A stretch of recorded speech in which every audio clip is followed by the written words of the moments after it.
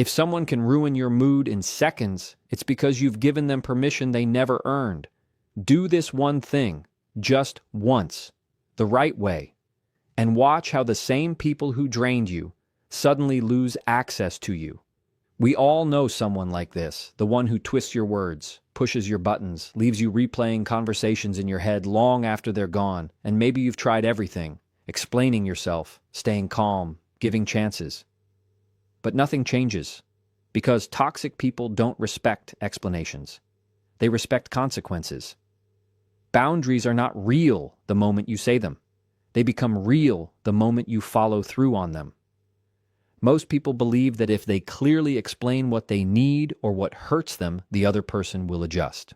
That sounds reasonable, but toxic people don't operate on reason. They operate on patterns. They are watching what you tolerate far more than what you say. So when you set a boundary once and then allow it to be crossed again, what you've actually done is teach them that your words don't carry weight. Not because you're weak, but because there was no consistent action behind them. Consistency is what turns a sentence into a standard. It's not loud and it's not dramatic. It's repetitive and steady. If you say you won't engage in disrespect, then every time disrespect shows up, you disengage. No extra explanation. No second warning, no emotional debate, just the same calm response every single time. At first, this feels uncomfortable because you're used to explaining yourself, hoping they will finally understand. But understanding isn't required for a boundary to work. What matters is predictability. When your response becomes predictable, their behavior starts to change, not because they suddenly respect your feelings, but because they recognize the pattern has consequences. This is where most people give up too early.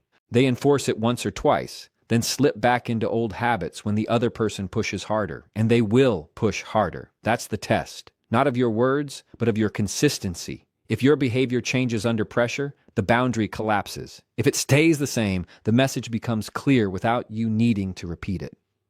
Over time, you create an environment where access to you requires a certain level of respect.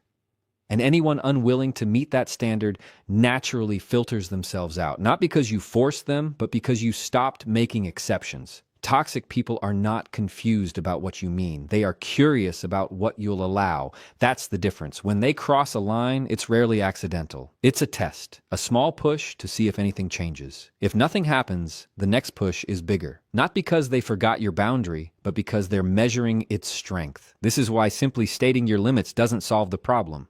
Words don't answer the question they're really asking. Your reaction does. Think about how patterns form. If someone interrupts you and you keep talking, they learn they can talk over you. If someone disrespects you and you explain why it hurt, they learn you'll stay and justify yourself. Every response you give becomes feedback, and toxic people are very attentive to that feedback. Not in an emotional way, but in a strategic one. They are constantly adjusting based on what works. If pushing you leads to a reaction, attention, or control, they'll keep doing it. Not because they don't understand you, but because the outcome benefits them. This is where most people misunderstand the situation. They believe the issue is communication, so they try to say it better, calmer, clearer. But clarity isn't the missing piece. The missing piece is consequence. When a boundary is crossed and nothing changes, the behavior is reinforced. When a boundary is crossed and access is reduced, the pattern is interrupted. It's not about punishing the person. It's about removing the reward that made the behavior worthwhile in the first place. The shift happens when you stop trying to be understood and start being consistent. Instead of thinking, maybe I didn't explain it well enough, you recognize that they heard you the first time. Now they're watching what you do next. And when your actions match your words every single time, the testing slows down. Not because they suddenly became respectful, but because the results they were looking for are no longer available to them. Silence is uncomfortable for most people, which is exactly why it's so powerful. When someone says something provocative or manipulative, the natural urge is to respond, to correct them, defend yourself, or prove a point. That reaction feels justified, but it also creates an opening. The moment you engage, you step into a dynamic they understand well, where they can redirect the conversation, twist your words, or pull you deeper into an argument that was never meant to be resolved. What looks like communication on the surface is often just control underneath it. Silence disrupts that pattern. It removes the expected response.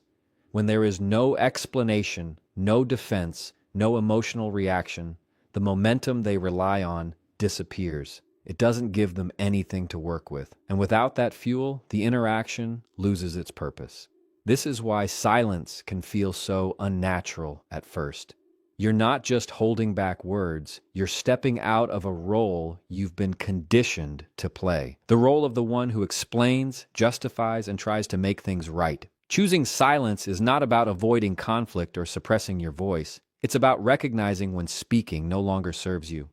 There are moments where communication leads to understanding, and there are moments where it only leads to more confusion and frustration. The challenge is knowing the difference. Toxic dynamics thrive on endless conversations that go nowhere. The more you talk, the more material they have to manipulate. Silence cuts that off completely. Over time, this changes how you're perceived, not because you've said something new, but because you've stopped participating in the old pattern. Your lack of reaction becomes your message. It signals that you're no longer available for the same exchanges. And while it may not change the other person's behavior immediately, it changes your position within the interaction. You're no longer trying to win, convince, or be understood. You're simply choosing not to engage in something that no longer deserves your energy. Most people walk into difficult conversations with one goal in mind: to win. To prove they're right, to correct the other person, to finally be understood. On the surface, that sounds reasonable. But in toxic dynamics, that goal becomes the trap. Because the conversation was never designed to reach a fair conclusion. It was designed to keep you engaged. The longer you stay, the more energy you invest, the easier it becomes for the other person to shift the focus, change the rules,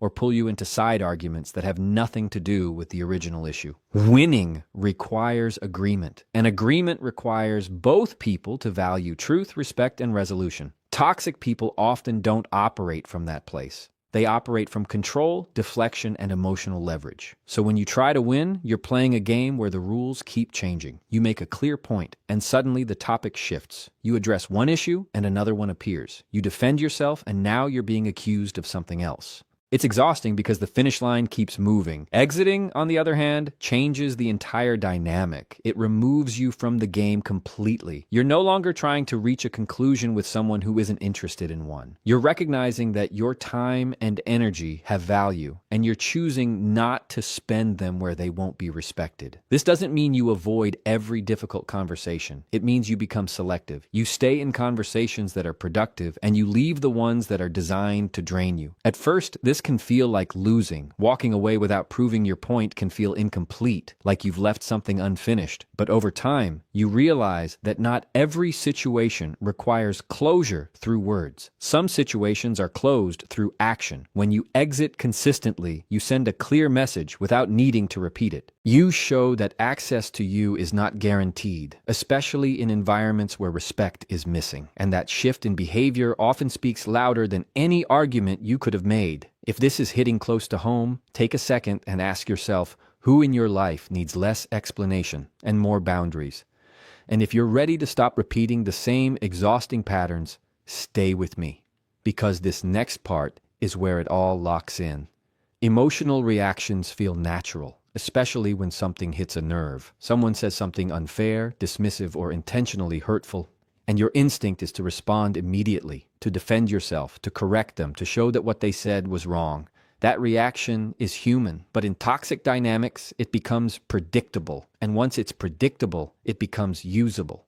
Not in a supportive way, but in a way that gives the other person exactly what they're looking for: influence over your emotional state. When you react strongly, the focus of the interaction quietly shifts. It's no longer about what was said or done, but about your reaction to it. Now the conversation can be redirected. You're told you're overreacting, too sensitive, or dramatic. The original issue gets buried, and you're pulled into defending your feelings instead